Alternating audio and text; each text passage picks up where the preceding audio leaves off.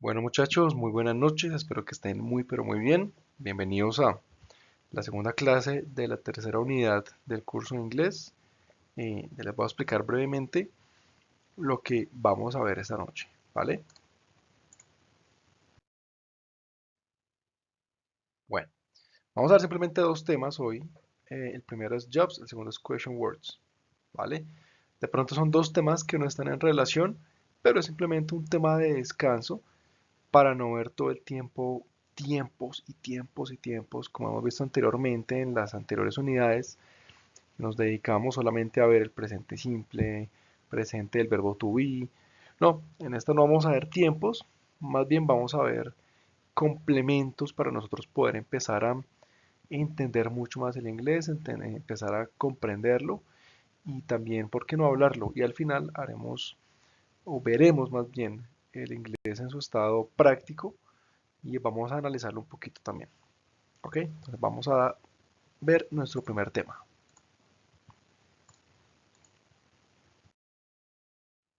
Ok, bueno. Jobs and professions. Normalmente, cuando nosotros vemos profesiones, am, esto lo hemos visto desde el colegio, ¿cierto? Que doctor, que driver, que dancer, etcétera. Pero siempre hemos intentado aprendernos este tema de memoria. Ahora, aquí lo importante no es que nos aprendamos el tema de memoria, aquí que es lo importante, es que lo entendamos, ¿cierto? Aquí tenemos es que entender el tema. Ahora, para entender el tema, necesitamos saber que en inglés las profesiones vienen de un verbo, de una acción, ¿cierto? En español también las profesiones vienen de una acción, pero en inglés se puede hacer con un simple truco, ¿listo? Y el primer truco que vamos a ver hoy es el del sufijo er, ¿vale? Suffix er. ¿Qué es sufijo? Un sufijo es una palabra, o más bien una serie de letras que se añaden a la palabra, ¿vale? Eh, Al final, sufijo es al final de la palabra. Existen prefijos y sufijos. Prefijo es antes de la palabra, antes de que comience la palabra se puede agregar una serie de letras. Por ejemplo, un prefijo en español sería deshecho o desecho más bien, porque la palabra normal es hecho, pero al agregar deshecho, eso hace que haya una añadidura al principio, ¿cierto? Y un sufijo es algo que se añade al final, ¿vale? Entonces, vamos a ver cómo funciona el sufijo en inglés eh, en verbos, ¿listo? Entonces, normalmente cuando tenemos un verbo, aquí se nos da el caso del verbo pintar, por ejemplo, paint, simplemente agregamos el sufijo er o en inglés er y automáticamente tenemos a alguien quien pinta. Paint, verbo, painter, noun, o sea, sustantivo, alguien que pinta. Paint, painter. Y automáticamente tenemos la profesión. Así de sencillo. Dance, dancer. ¿Sí? Entonces, este verbo pasa algo muy curioso y es que es un verbo que termina en E. Para los verbos que terminan en E, yo no voy a duplicar la E, ¿cierto? Simplemente le agrego la R y ya. Dance, bailar, dancer, bailarín. Someone who dances, o sea, pues alguien que baila. ¿Sí? Siempre es alguien que hace este verbo. Build, construir, el verbo de construir. Le agregamos el sufijo er y nos quedaría builder, o sea, constructor. Someone who constructs buildings, alguien que construye edificios o lo que sea. Farm, de granja, ¿no? O, o como verbo, farm también es el verbo de pronto de cosechar, de trabajar la tierra, ¿cierto? Y farmer es el granjero, ¿sí? Alguien quien cosecha la tierra, trabaja la tierra y cosecha campos o ganado. Livestock es ganado. Aquí hay algo muy curioso, es que livestock se parte en dos, ¿no? Tenemos life, o más bien livestock. ¿Listo? Siempre que hablamos de esta palabra, hablamos de cosas vivas. Y stock son cosas de intercambio, cosas con las cuales uno puede eh, hablar como de acciones o de inventario, cosas con las cuales uno puede contar. Entonces, ese inventario vivo en qué se convierte? Ganado. ¿cierto? En ganado. Cook, cocinar. Cooker, cocinero, puede servir, o chef también, ¿no? Aquí nos dice que, bueno, técnicamente, technically this refers to the appliance, que es appliance, el aparato en sí mismo, ¿no? El aparato, la olla. Por ejemplo, un slow cooker sería como una olla a presión. Entonces, técnicamente se refiere al aparato, pero cook is also used as the noun for the person. Pero cook o cooker también se puede usar como la persona, como el chef. ¿Listo? Mm, Entonces, ¿de qué nos sirve o para qué nos sirve saber esta regla que les acabo de enseñar, la del ER? Bueno, pues muy sencillo. Si yo, por ejemplo, me encuentro con la palabra paint, que yo sé que paint es pintar fácilmente, pero necesito hablar es del pintor, no del verbo pintar, sino del pintor. Al saber que yo le agrego ER, al saber, al conocer esta regla, entonces automáticamente yo puedo hacer la conexión y sin necesidad de buscar en el diccionario, entonces le agrego la ER y ya creé una palabra nueva. Esto me ayuda a mí a empezar a trabajar mi pensamiento en inglés, mi pensamiento automático en inglés, porque esa es la idea. No solamente que sea un pensamiento en inglés, sino que sea automático, ¿cierto? Que uno ni siquiera deba pensarlo dos veces antes de actuar, sino que sea algo muy maquinal, ¿sí? Entonces, esa es la idea, ¿vale? Am, y también, por ejemplo, supongamos que yo me encuentro con la palabra builder y yo no tengo ni idea de qué será builder, ¿cierto? Yo no sé qué es builder, pero yo sé qué significa que es build. Yo sé que build es construir. Entonces, como yo conozco la palabra construir y como ahora yo sé que existe la regla del ER, entonces yo sé que si build es construir y me encontré con builder, pues por lógica builder será constructor o constructora, ¿cierto? Entonces para eso sirve saber todas esas reglas. No es solamente saber por saberlas, sino aplicarlas para ganar más conocimiento autónomo. Por conocimiento autónomo me refiero a no tener que estar cada ratico, cada momento o en cada momento de duda, ir a Google Translate o ir a buscar, a buscar en cualquier página o un diccionario, lo que sea, a ver qué significa la palabra. Entonces, antes de hacerlo, esto nos da la autonomía para nosotros mismos encontrar los significados de las palabras. ¿Listo? Sencillo, yo creo que esa regla está sencilla. Esa, ese truco, yo lo podría llamar truco, ¿no? Está muy sencillo. Por supuesto, no todo es tan bonito, existen excepciones y las veremos a continuación.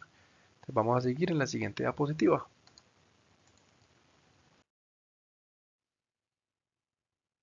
Bueno, tenemos exceptions and irregularities, ¿sí? Excepciones e irregularidades. Different endings. Entonces hay verbos que tienen distintas finalizaciones. ¿Listo? Por ejemplo, tenemos el verbo de direct, que es el verbo de dirigir, ¿cierto? El sustantivo de direct no es directer, que es lo normal que vimos anteriormente, ¿sí? Aquí el ER, el sustantivo ER, no vale. ¿Listo? Sustantivo ER no está válido. Creo que puedo hacerlo mejor que eso. Me quedó un tachón muy feo y bueno, no quiero hacer el tachón tan feo tampoco. Entonces tenemos nuestra bolita de prohibido y aquí el sufijo er no va. ¿Listo? El sufijo er no va. Entonces, direct se convierte en director. Verbo de dirigir, persona que dirige, director. ¿Cierto? Ah, terminó en OR. No fue ER, sino OR. Compete, de competir. Competitor, competidor. Someone who takes part in a competition. Alguien que toma parte en una competición. ¿Sí? No es computer. No se le agrega una R. No existe acá. Supervise. Supervisor. ¿Sí? No es supervisor, sino supervisor. Se cambia por la O. Someone who oversees the work or tasks of others. Alguien quien supervisa, ¿no? El trabajo de otros. Invent, que es el verbo inventar. Inventor, ¿no? El inventor. Someone who creates or devises new methods, devices or other items. ¿Listo? Aquí les voy a explicar algo muy sencillo, no tiene nada que ver con el tema, pero me parece muy interesante. Y es que tenemos dos veces devices. Uno con S, el otro con C. El uno es un verbo y el otro es un sustantivo. Esto es muy interesante. ¿Qué dice de invent, de inventar? Dice que es alguien quien crea o devices con S, diseña. ¿Listo? Aquí tenemos devices de verbo de diseñar o diseña. New methods, alguien quien diseña nuevos métodos. Y devices con C es dispositivos. Dispositivos or other items. ¿Listo? ¿Por qué sucede eso? Recuerden que desde la primera clase, y yo siempre me devuelvo un poquito a las primeras clases, siempre hemos hablado que en inglés todo depende del contexto. Existe mucha repetición de palabras, mucha repetición de términos. Entonces, para mitigar un poquito o entender más bien ese concepto, la falta de palabras en inglés, tenemos los distintos contextos. Mismas palabras, distintos contextos. Aunque aquí pues la diferencia es que estas con S y estas con C, pero ahí es como funciona. ¿Vale? Listo. Ahí tenemos cuatro tipos de verbos que no terminan en ER. Lógicamente estos son solamente ejemplos. No es que sean solamente estos cuatro verbos, hay muchísimos más. ¿Sí? Ustedes se ponen a pensar, incluso en español es más difícil que en inglés, ¿no? Porque sí, en español también tenemos bailar, pero tenemos bailarina, cambia completamente, ¿cierto? Actuar, tenemos actriz, cambia completamente. eh, y así con todo lo que a ustedes se les ocurra. ¿Listo? Vamos a la siguiente diapositiva.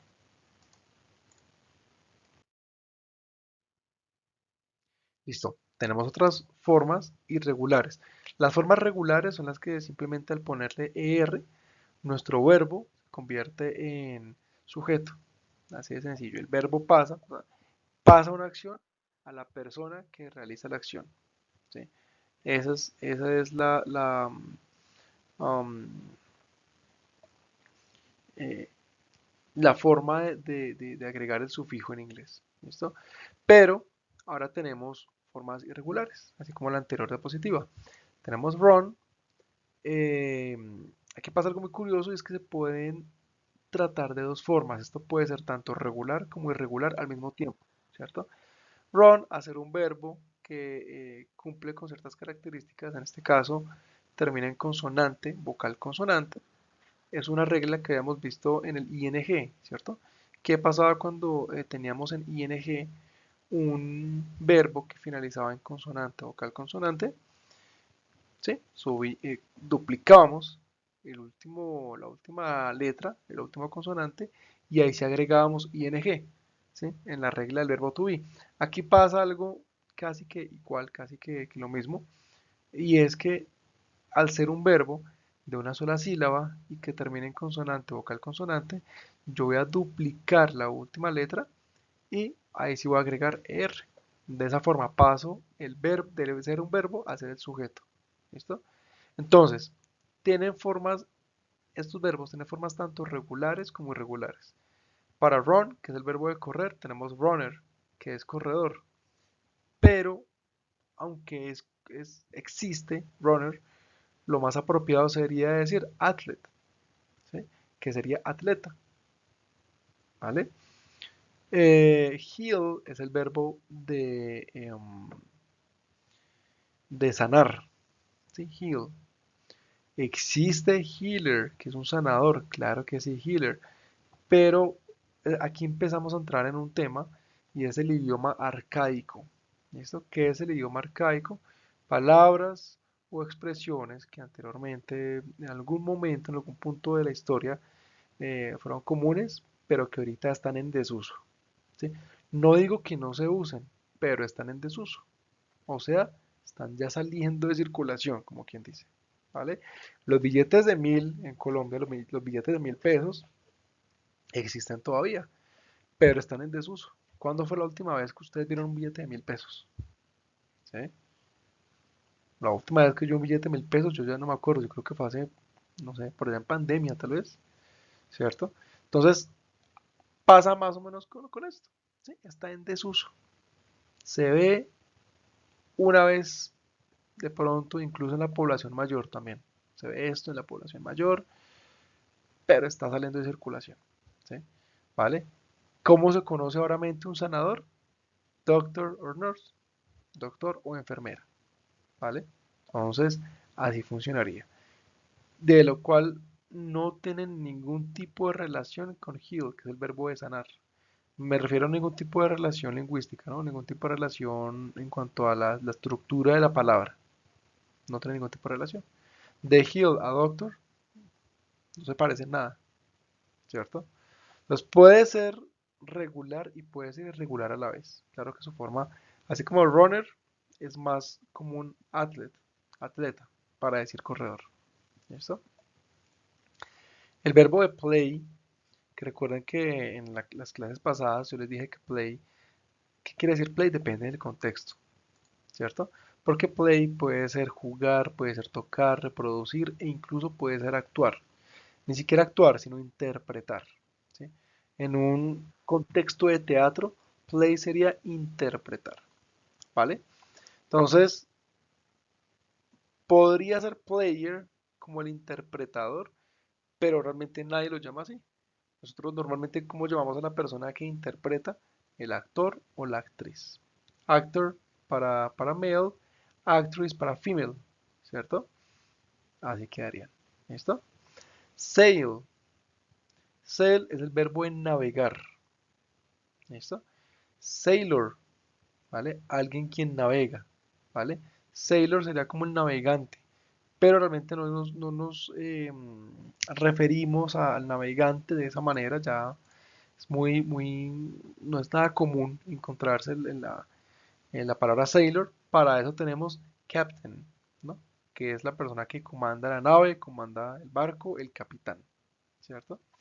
Entonces yo creo que muchos estarán diciendo, de pronto los que ya son un poco más grandes, diciendo, ah, ok, yo de pequeño veía Sailor Moon, ¿no? Claro que sí, Sailor Moon, con Moon de luna. O sea que Sailor Moon, ¿qué significaba? Pues la navegante de la luna, ¿no? La que navegaba la luna, Sailor Moon. ¿Listo? En ese caso, Sailor, en la serie Sailor Moon, entonces sí era un, el sujeto del verbo sail. Estaba directamente relacionado con el verbo sail. Study, el verbo estudiar, ¿sí? Studier existe, ¿sí? Yo haciendo un research, haciendo una investigación, me encontré con que studier es un arcaísmo, ¿sí? Recuerden que arcaísmos son palabras que antes usaban que ya no están en desuso, y studier era un arcaísmo, ¿listo? Pero lo que nosotros conocemos actualmente es student, estudiante o scholar. Scholar es de estudiante también o de educado. También una persona que es un scholar es una persona educada. Pero estudiar existía, ¿sí? Pero esto ya nadie lo usa, nadie lo usa. Nunca lo he escuchado en mis 10 años de experiencia con el idioma y he hablado con muchas personas, nunca he escuchado estudiar como normal, ¿sí? Entonces sí existe, pero es un arcaísmo, fuera de circulación, ¿vale? O sea que hay otros ejemplos de otros verbos que tenemos que son regulares e irregulares a la vez. ¿Listo? Am, sí, espero que estén entendiéndolo súper bien, espero que estén no tanto de memorizarlo, sino de entenderlo y aceptarlo, como siempre les digo. Vamos a continuar.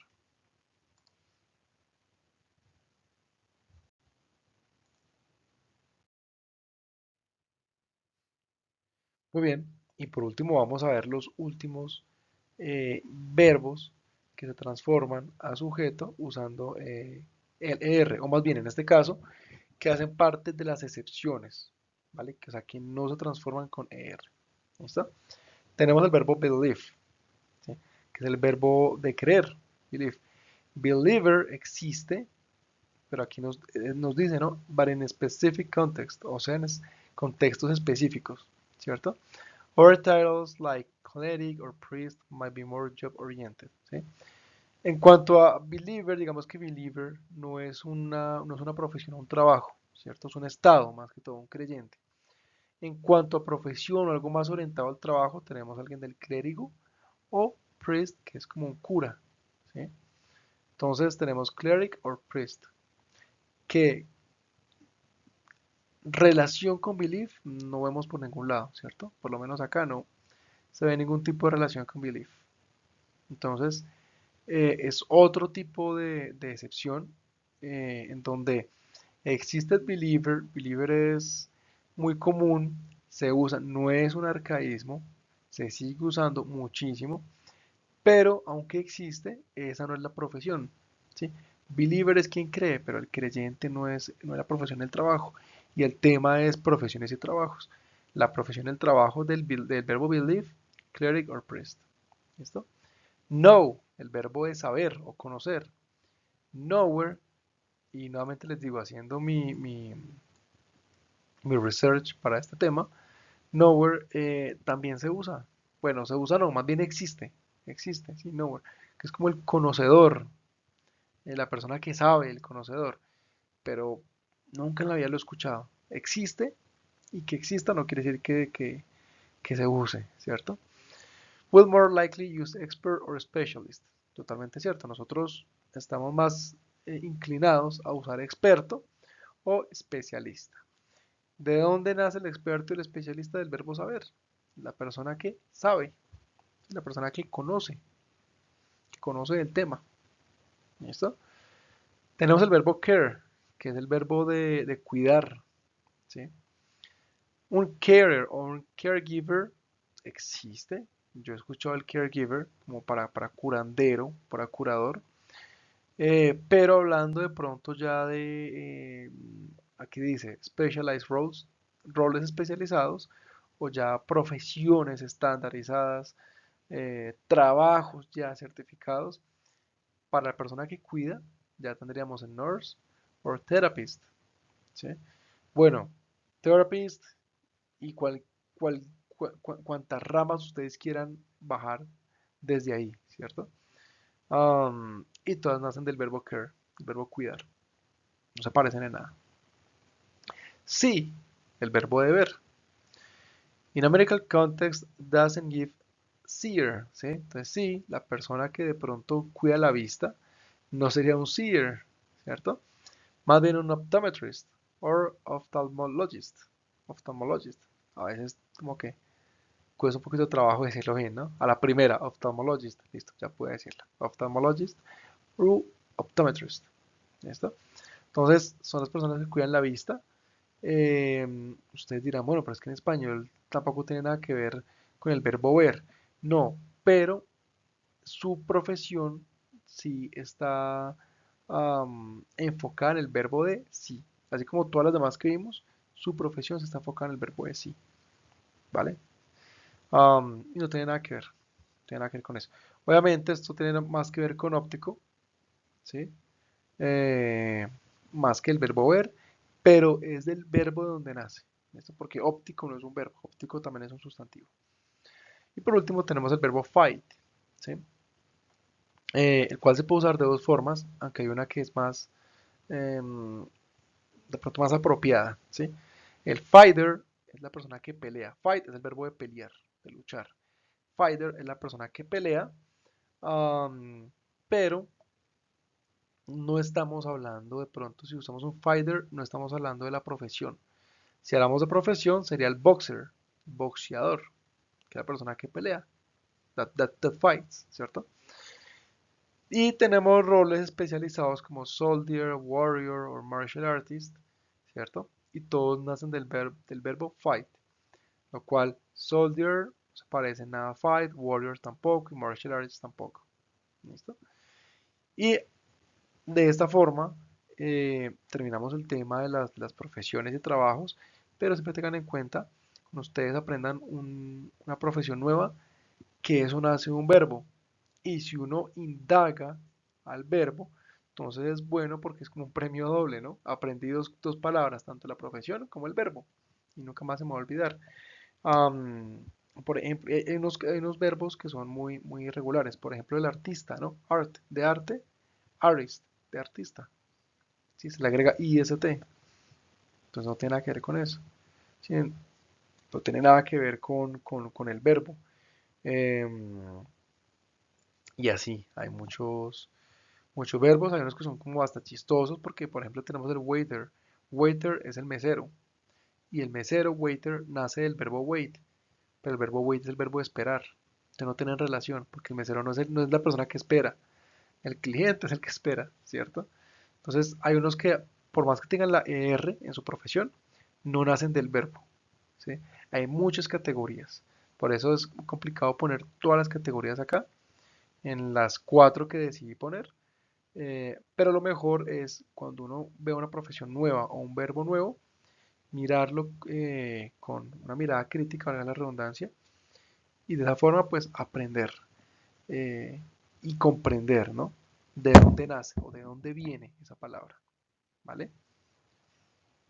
Listo, como siempre digo, 10-15 segunditos para que ustedes puedan ver las diapositivas allí y continuamos, ¿vale?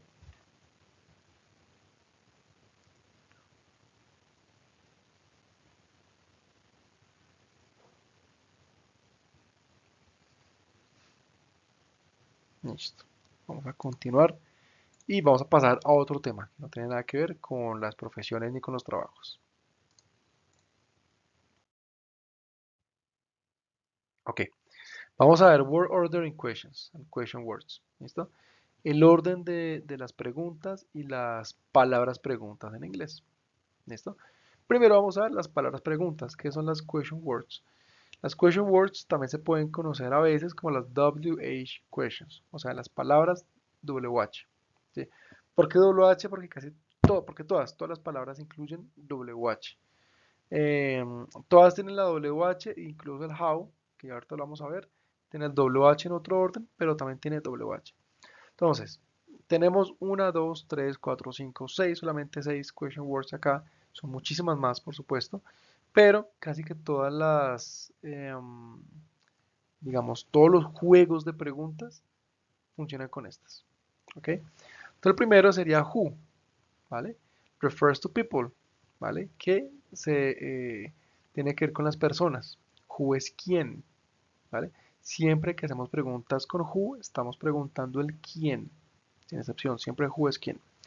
What refers to things or activities, ¿vale? Se refiere a cosas o actividades, siempre. Aquí no hay eh, espacio para negociar, siempre. What quiere decir qué, qué. Where refer to places. Si se refiere a lugares, where sería dónde, ¿cierto? When refers to time. Se refiere a cuándo. Why? Ask for a reason. Si preguntamos una razón, ¿qué estaríamos preguntando? ¿Por qué? ¿Cierto? How refers to manner or method. How se refiere a la manera o el método, o sea, ¿cómo? ¿Cómo? ¿De qué manera? ¿Cierto? Entonces, con estas, nosotros vamos a empezar a jugar en inglés, vamos a empezar a crear combinaciones para hacer preguntas más bien complejas. ¿Listo? Por ejemplo, how many, aquí lo voy a escribir, how, se puede jugar con many,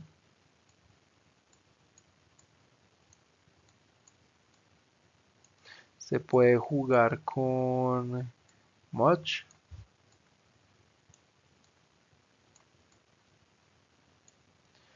eso es una H, ¿no? Se puede jugar con long,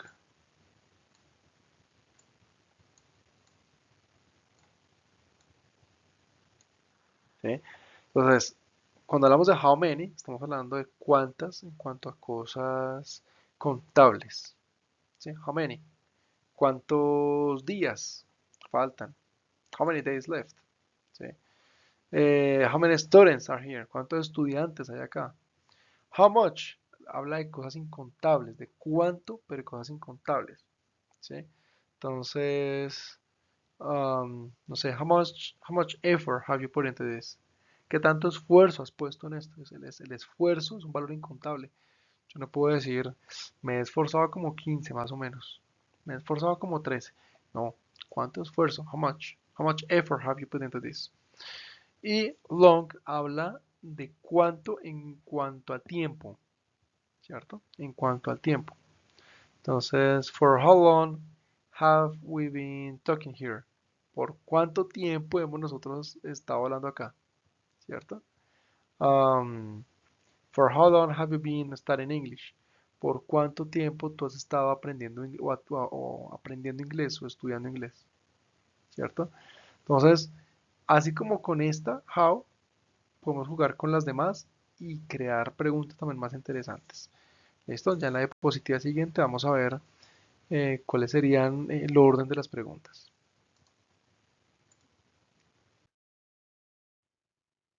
Ok, entonces aquí tenemos la structure, la estructura.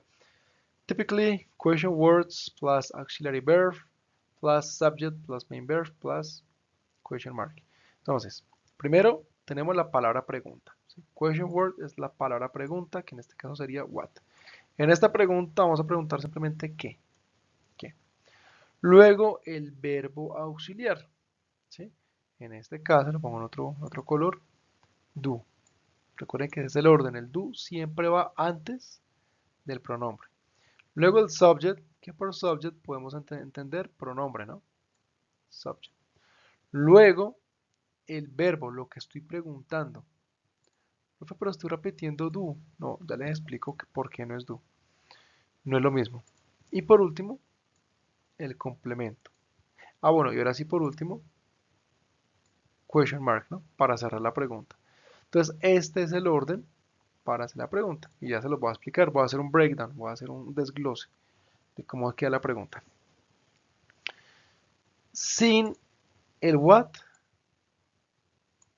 sin este what, también se puede hacer la pregunta. Do you do for a living? Aquí la pregunta con what estamos preguntando, ¿qué haces en la vida? O sea, ¿a qué te dedicas? Esa es una expresión para decir a qué te dedicas. Sin este what y sin estas preguntas, sin este where, sin este how, sin este why, todas las preguntas serían preguntas cerradas, ¿cierto? ¿Qué diferencia hay entre una closed question y una open question? ¿Qué diferencia hay entre una pregunta cerrada y pregunta abierta? Que la pregunta cerrada simplemente se limita a dos respuestas, sí o no, o falso y verdadero, ya. Mientras que la pregunta abierta pueden ser lo que a ustedes les ocurra, lo que sea. Entonces, todas estas preguntas, sin el what, where, how, why, serían preguntas cerradas, o sea, preguntas que solamente se limitarían a contestar con sí o con no. Ahora, como estamos agregando el what, ya son preguntas abiertas, que la pregunta puede ser lo que sea, ¿sí? Si en este what la pregunta sería, ¿qué haces para vivir? ¿Qué haces en la vida? ¿Qué te dedicas? O más bien, ¿te dedicas a algo? ¿Do you do for a living? ¿Te dedicas a algo? ¿Sí? ¿Haces algo en la vida? Uno podría decir, sí, me dedico a algo, sí o no. ¿O trabajas? Sí o no. Pero al agregar este what, ya estoy preguntando qué. What do you do for a living? ¿Qué haces para vivir? ¿Cierto? What do you do for a living? ¿Qué haces? ¿A qué te dedicas? La respuesta, ¿qué puede ser la respuesta acá? Puede ser esto, como puede ser esto, como puede ser esto, ¿sí? Es una pregunta abierta. Pregunta que puede tener múltiples respuestas. Casi que tirando a infinito, ¿no? Porque no hay un límite de respuestas posibles. ¿Sí? ¿Is she working? ¿Ella está trabajando? Posible respuesta sí o no. Ah, where is she working? ¿Dónde está ella trabajando? La respuesta puede ser infinitas. Está trabajando en el centro comercial, está trabajando con su tía, ahorita no está trabajando desde la casa, en el centro, en el norte, en el segundo piso, en contabilidad, ¿cierto? Cualquier cantidad de respuestas posibles. How are they feeling? ¿Cómo se están sintiendo ellos? ¿Sí? ¿Cómo están tristes? ¿Están cansados? ¿Tienen hambre? How are they feeling? What do you want this? Why do you want this job? ¿Por qué quieres este trabajo? Sin el why, ¿quieres este trabajo? Posible respuesta, sí lo quiero o no, no me interesa. Ya escuché la oferta y pensándolo con cabeza fría, no, no me interesa, muchas gracias. O sí me interesa. Pero ¿por qué? ¿Por qué quieres este trabajo? Porque me gusta, me parece interesante, porque el horario me sirve, porque necesito el dinero, la paga es buena, porque me va a dar experiencia, etcétera. Cualquier cantidad de respuestas. Únicamente agregándole la question word, la palabra pregunta. ¿Listo? Ahora, la diferencia entre el do de arriba, que yo les dije que habían dos do's y que les iba a explicar la diferencia entre los dos do's, es que un do es el auxiliar y el otro do es el verbo. ¿Sí? Se escriben igual, se ven igual, se leen igual, pero no son lo mismo. ¿Vale? Porque este do está haciendo papel de auxiliar, mientras que este do está haciendo papel de verbo. Recuerden que do aparte de ser auxiliar también es verbo y es el verbo hacer. ¿Listo? Entonces es muy común que en inglés ustedes encuentren este tipo de estructura en pregunta, el what do you do, en donde do se repite, pero mm, digamos que se repite y no se repite. Se repite el sonido, pero uno es verbo y el otro es auxiliar. Entonces son cosas completamente distintas. ¿Vale? Cualquier duda, cualquier pregunta me la pueden escribir con mucho gusto. Listos hasta acá, ¿cierto? Perfecto. Listo, ahí está la estructura para que la vean, para que la detallen. 5 segunditos.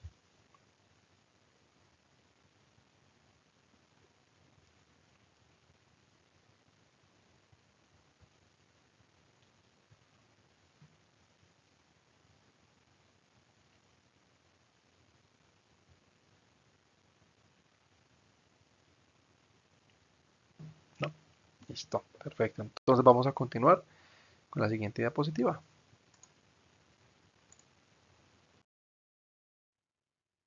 Muy bien, como siempre, lo mejor, no solamente lo mejor, sino lo obligatorio al aprender inglés es estar en constante contacto con la práctica. Entonces, a continuación, vamos a ver, a iniciar nuestro recurso multimedia. Ok, esta es una entrevista de Sofía Vergara. Se las pongo para que analicen su inglés. Mucha gente dice que no quiere hablar inglés o todavía no quiere hablar inglés porque le da mucha pena, le da mucha vergüenza, que mi acento, esto, lo otro. Lo que ustedes tienen que saber es que no hay nada que avergonzarse. Si no hay nada que avergonzarse, nosotros somos latinos y el acento latino es algo que nos caracteriza.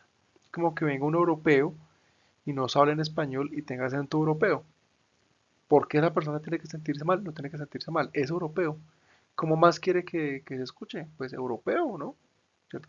Viene un gringo, habla español y se escucha gringo, con acento gringo, claro, por supuesto que va a hablar gringo. Pues porque es gringo, no es otra cosa. Entonces cuando nosotros hablemos en inglés y nos sintamos que tenemos un acento latino muy marcado, nada, antes orgullosos porque nosotros estamos hablando otro idioma, estamos esforzándonos para entender otro idioma. ¿Listo? Entonces vamos a escuchar a esta entrevista, siempre analizando, ¿no? Siempre teniendo en mente el análisis que les acabo de plantear. Y obviamente intentando captar frasecitas, palabritas, así hayan entendido el 1%, 1% es más que 0%. Y lo que yo siempre he dicho, antes de llegar al 100% o al 90% o al porcentaje de conocimiento que se va a adquirir, hay que empezar por el 0,01. Entonces vamos a iniciar viendo la entrevista.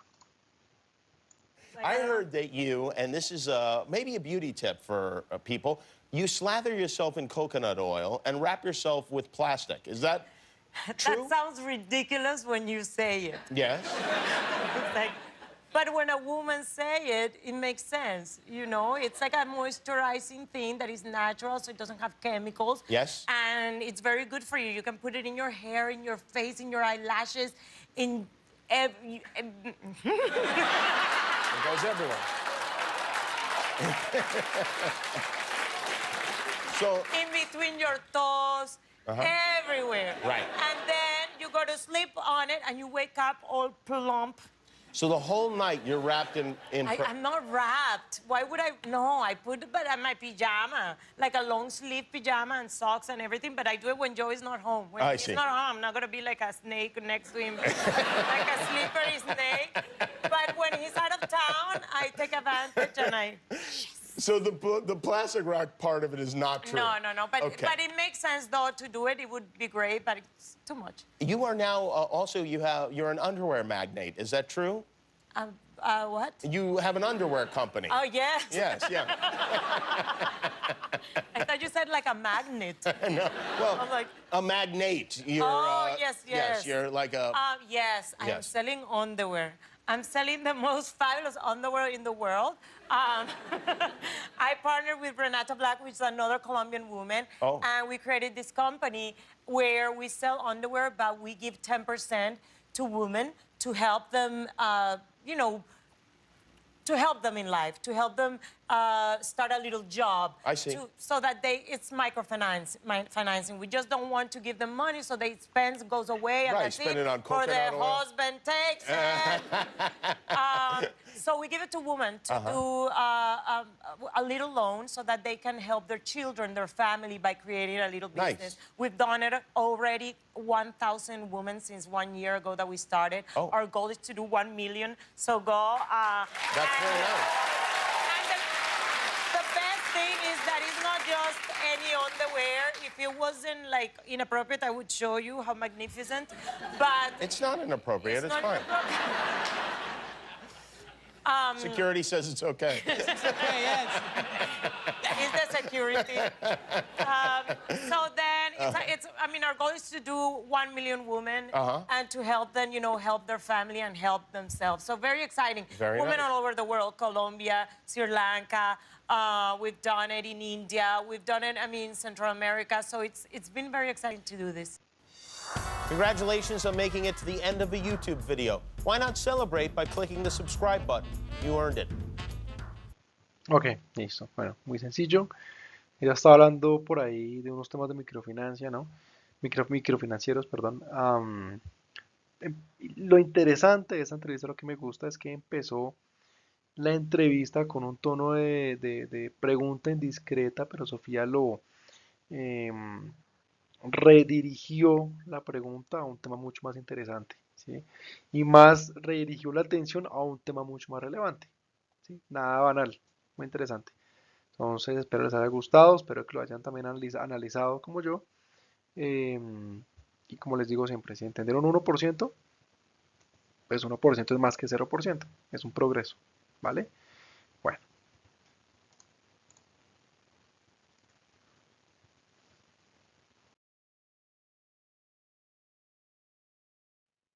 Listo, muchachos, perfecto. Entonces hasta aquí llegamos, la lección número 2 de la unidad 3. Espero les haya gustado. Son temas para poner en práctica, ¿listo? No es solamente un tema para decir, ok, chequeado, chuleado, lo vi, terminé, sino, ok, terminó el tema, voy a seguir trabajando, voy a escuchar música, voy a ver mi serie, todos tenemos nuestra serie, pero esta vez voy a prestarle atención, ¿sí?